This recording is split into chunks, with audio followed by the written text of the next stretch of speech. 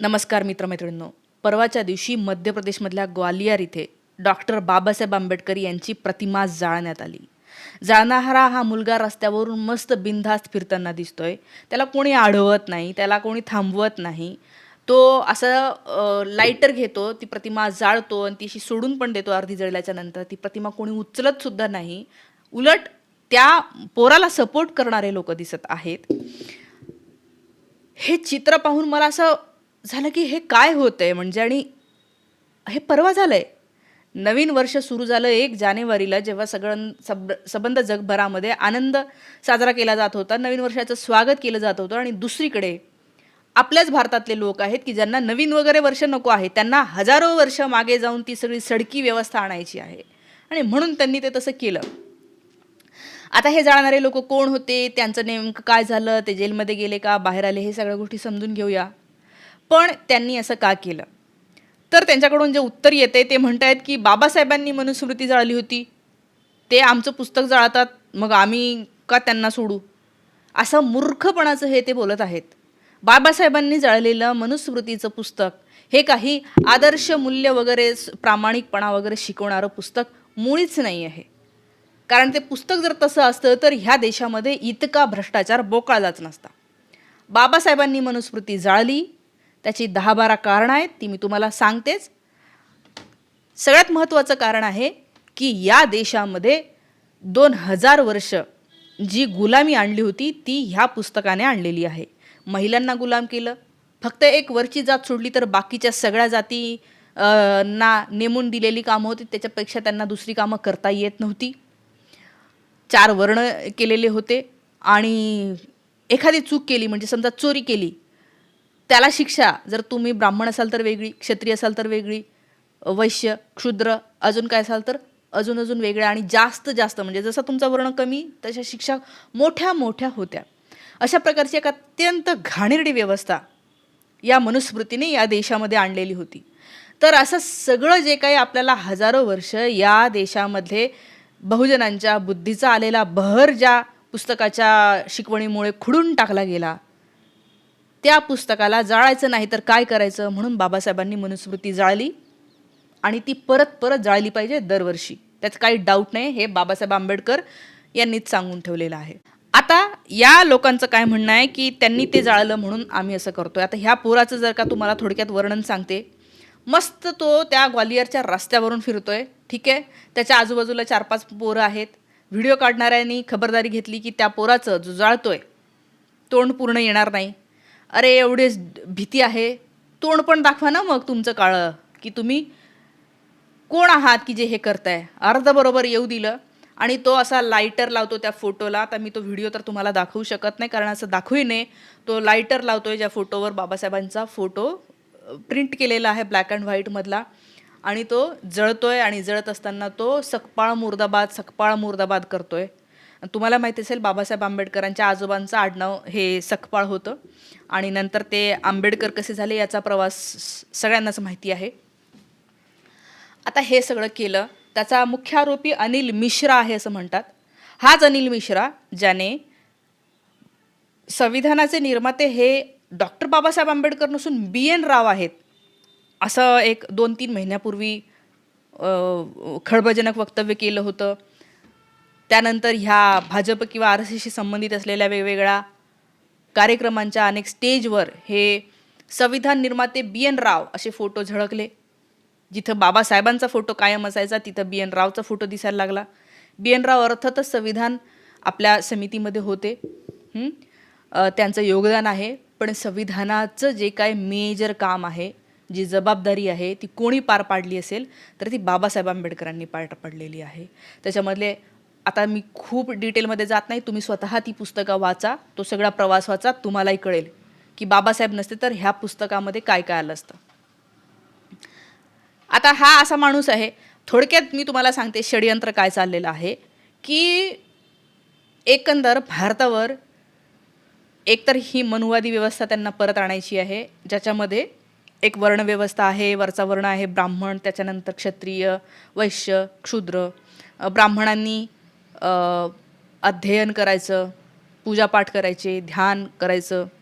क्षत्रियांनी क्षत्ररक्षण करायचं, लढाया-बिढाया करायच्या, वैश्यांनी व्यापार करायचा, क्षुद्रांनी काय, तर वरचे जे सांगतील ते करायचं, त्यांची सेवा करायची. क्षुद्रांकडे सो कॉल्ड, आता मी त्या व्यवस्थेतलं सांगते आहे. नवीन कपडे ते घालू शकणार नाही, नवीन काहीही नको आहे त्यांना. शिळं झालेलं अन्न द्यायचं, त्यांनी ताजं खाऊ नये. इतक्या घाणेरड्या चालीरीती होत्या, इतकेच घाणेरडे नियम होते. त्यांना फिरता येत नव्हतं सरळ रस्त्यावरून, कारण की त्यांची सावली कुणावर पडू नये, त्यांचा थुकासुद्धा खाली पडू नये, त्यांच्या पावलाचे ठसेसुद्धा जमिनीवर राहू नये म्हणून मागे झाडू बांधला जायचा. अशा सगळ्या प्रथा घाणेरड्या होत्या. ही जी भयंकर व्यवस्था होती, म्हणजे खालच्या वर्णातले कुणीही जर त्यांना वाटलं की मला काही शिकायचं, 4 अक्षरं नव्हते शिकता येत, आणि त्यामुळे हजारो वर्ष या देशामध्ये आपण शिकलो नाही. जेव्हा जगामध्ये थॉमस एडिसननी विजेच्या दिव्याचा शोध लावला 1848ला, तेव्हा महात्मा फुले पहिली शाळा काढतात. तिथं 5-6 विद्यार्थी येतात सगळ्यात पहिल्या दिवशी. तो झगडा पहिले 5-6 वर्ष, 10 वर्ष, 20 वर्ष तर ह्याच झगड्यात जातात की अहो नाही, शिकू द्या, नका. सनातनी सगळे म्हणतात नको नको, ही सगळी ब्राह्मणवादी मंडळी नको नको, तुम्ही कशाला शिकायचं, पुढे जातील ही हा धर्म बुडवणं आहे. ह्या सगळ्या प्रवासातनं आपण पुढे आलेलो आहे.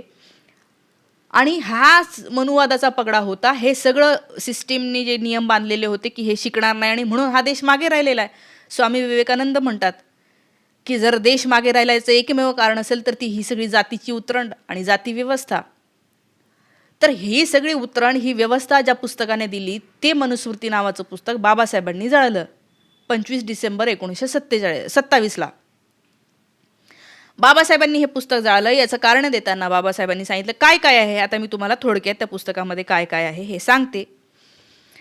आणि एक तुम्हाला लक्षात आलं असेल की हे मंडळी ट्राय करतायत, म्हणजे पहिले ते मुसलमानांवर गेले, आता 10 वर्ष झाले मुसलमानांच्या विरोधात प्रचार करून करून आता सगळ्यांच्या डोक्यामध्ये ते विष उतरलेलं आहे की मुस्लिम म्हणजे काहीतरी असतात.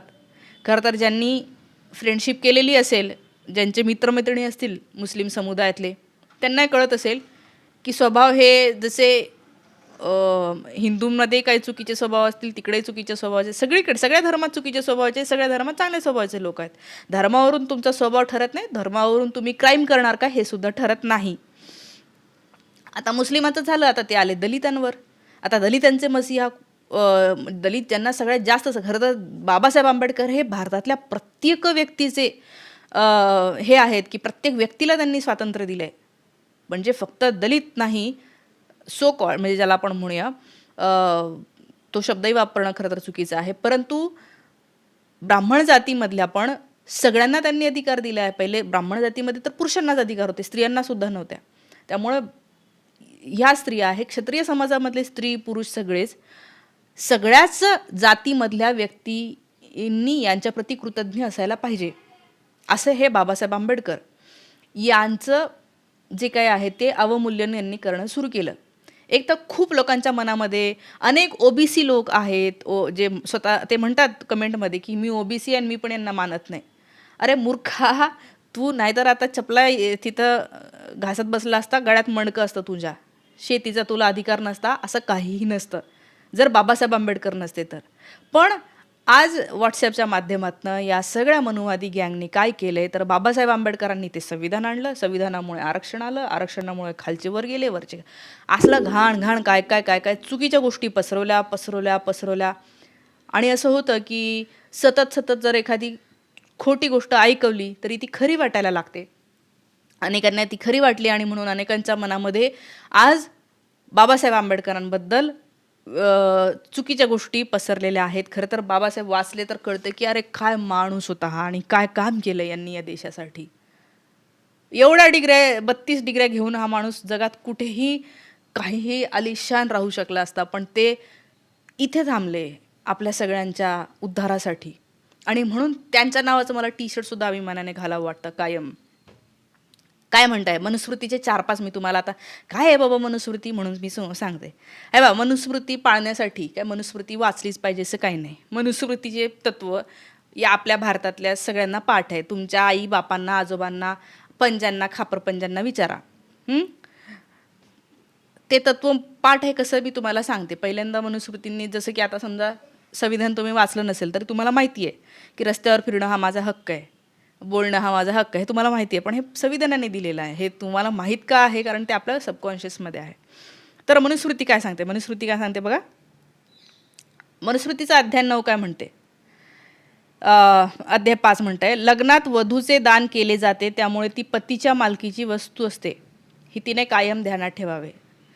म्हणजे एक तर त्यांनी महिलेला काय वस्तू समजलेलं आहे, की बाबा हे आहे, ही एक वस्तू आहे आणि ही मी दान केली आणि आता ती ज्याला मी दिलेली आहे त्याची आहे. त्याला काय वाटलं या वस्तूसोबत कसं वागायचं, मोडायचं, तोडायचं, तिचा कसा उपयोग करायचा हे ते ठरवेल की नाही करायचा. वस्तू मानलेला आहे मनुस्मृतीने स्त्रीला. त्याच्यानंतर नवऱ्याने बायको सोडली किंवा विकली तरी त्या बायकोवरची मालकी कायम राहते, असं सुद्धा तो म्हणतोय की विकली सोडली तरी पण ती त्याची बायकोच असते.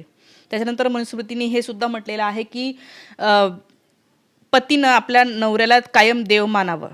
ठीक आहे, तो देवासारखा असेल, चांगल्या स्वभावाचा, तर नक्की मानावा. पण मनुस्मृती काय म्हणते की तो बेवडा असेल, त्याच्या चुकीच्या गोष्टी करणारा असेल, त्याच्या सवयी चांगल्या नसतील, तो मारझोड करणारा असेल, विकृत असेल, तरीही त्याला परमेश्वर मानावे. आता हे कोणतं तत्व आहे? त्याच्यानंतर म्हणजे महिलांबद्दल या सगळ्या गोष्टी ज्या आहेत त्या, आणि या सगळ्या स्त्रियांबद्दलच्या गोष्टी जरी असल्या तरी तेव्हा समजले जाणारे जे सगळे खालच्या वर्णातले लोक होते त्यांना जमिनीचा अधिकार नसेल असं मनुस्मृती सांगते. त्यांना शिक्षा खूप जास्त होत्या चोरीसाठीच्या. त्याच्यानंतर त्यांनी वरच्या वर्गाची सेवा करणं हेच त्यांचं काम आहे असं सांगितलेलं आहे.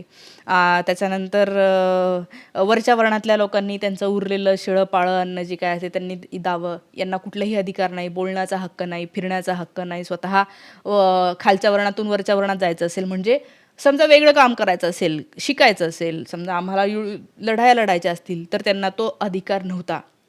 छत्रपती शिवाजी महाराज आले जेव्हा असं झालं की त्यांनी हे सगळं वर्णाश्रम वगैरे मानलं नाही आणि सगळ्यांना त्यांनी सैन्यात घेतलं आणि सगळ्यांसोबत लढले आणि सगळ्यांचं एक रयतेचं राज्य इथे आणलं. त्यासाठी तुम्ही हवं तर माझा मनुस्मृतीवरचा हा व्हिडिओ, ज्याची मी लिंक तुम्हाला पहिल्या कमेंटमध्ये देईल, तो पहा आणि नंतर ठरवा. आणि आता हे जे काही लोक करत आहेत यांच्या विरोधात आपण बोललं पाहिजे. तुम्हाला नसेल बोलता येत तर माझा व्हिडिओ लोकांना शेअर करा, 4 गोष्टी सांगा. नाही तर आपल्याला कळणार नाही की कधी हे लोक हे पसरवायला सुरुवात करतील की वरच्या 2 जाती सोडून बाकीचे सगळ्या जातीतले लोक कसे हे असतात. आणि हे बघा, सगळ्यांवरच वेळ येणार आहे. त्यामुळे या इलेक्शनला सुद्धा हे अशा मनुवादी गोष्टी, मनुवादी लोकांना सपोर्ट करणाऱ्या लोकांना आपण मत देणार आहोत का, हा सुद्धा तुम्ही एकदा विचार करा. आज इथेच थांबते. Thank you so much.